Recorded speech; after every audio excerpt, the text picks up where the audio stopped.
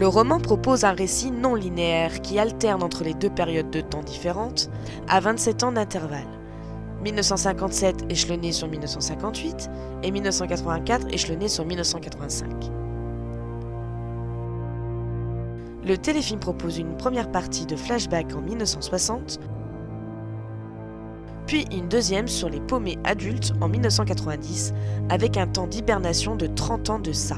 Dans le film, chapitre 1, celui-ci propose quant à lui une première partie en 1988 échelonnée sur 1989, avec seulement le club des paumés enfants.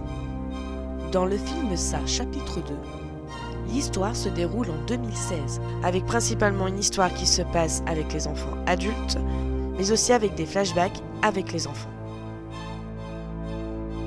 Mike est le pivot dans le roman et réunit le groupe à Derry une fois adulte. Dans le téléfilm, il est également le narrateur et s'investit dans les mystères de la ville. Mon père dit qu'il ne sait pas de quand date celle-là.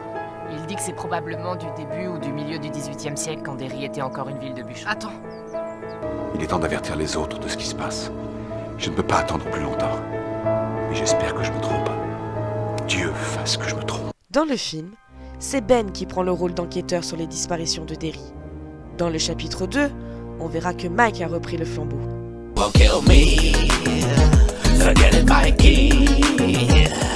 For your courage I admire, but you're still scared of the fire. You won't kill me, forget it, Mikey. Come bring the losers home, I can't wait till they're alone. Beverly est enlevée par le clown dans le film, ce qui n'est pas le cas dans l'œuvre littéraire et le téléfilm. Georgie est retrouvée et enterrée dans le roman et le téléfilm. Tu as tué mon petit frère Georgie? Mais pas dans le film. Son corps n'est pas retrouvé, ce qui explique que Bill, au début, espérait son retour. Mike, c'est un oiseau géant dans le roman, et ses proches qui brûlent dans le téléfilm. La peur de Stan dans le téléfilm n'est pas très explicite, puisqu'il n'a peur de rien, c'est quelqu'un de très rationnel. Dans le film, il a peur de la représentation d'une femme bizarre dans un tableau. I know what will make your head spin. The painted lady wants a pie. Why on earth do we have to hunt this stupid clown? It is suicide dummies. I don't wanna die, Billy. Why on earth do we have to hunt this stupid clown? Let's all go on home, watch TV. I will clean them all, CD.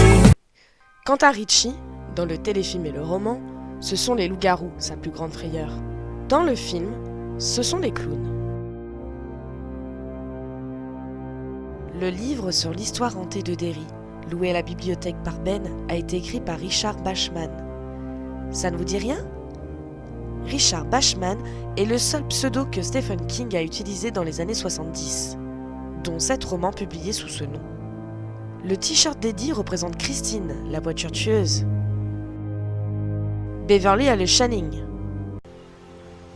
Je me souviens pas de tout, mais j'ai cru que j'étais morte. C'est ce que j'ai ressenti. Je nous ai vus, on était tous ensemble dans le réservoir. Mais on était plus vieux. L'âge de nos parents, je dirais. Pourquoi on était tous là? Je me souviens que de ce qu'on ressentait. On avait très peur. Et cette peur, je crois que je l'oublierai jamais.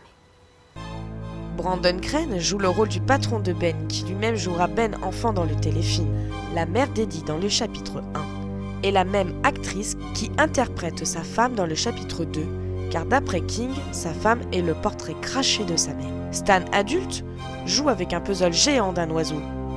L'ornithologie est la passion du petit Stan dans le roman et le téléfilm. L'apparition de Stephen King, le skate du gamin que Bill essaie de sauver, a les mêmes motifs que le tapis de l'hôtel Overlook dans Shining. Preuve aussi que l'entité dans Shining serait en réalité ça. Le meurtre de Mellon, histoire vraie. Charles O. Howard, en 1984 à Bangor, a été jeté du pont par une bande de révoltés homophobes, histoire qui a fait couler de l'encre puisque celui-ci est décédé. Dans le roman et dans le chapitre 2, Mike rencontre les Amérindiens qui lui enseignent le rituel de Shud par l'inhalation de drogue et donc aux origines de ça. Passer par le rituel de Shud est la seule façon de combattre ça. Effectivement, il s'agit d'un combat mental et psychique. Une fois leur esprit sorti de leur corps, c'est le plus fort qui remporte le duel.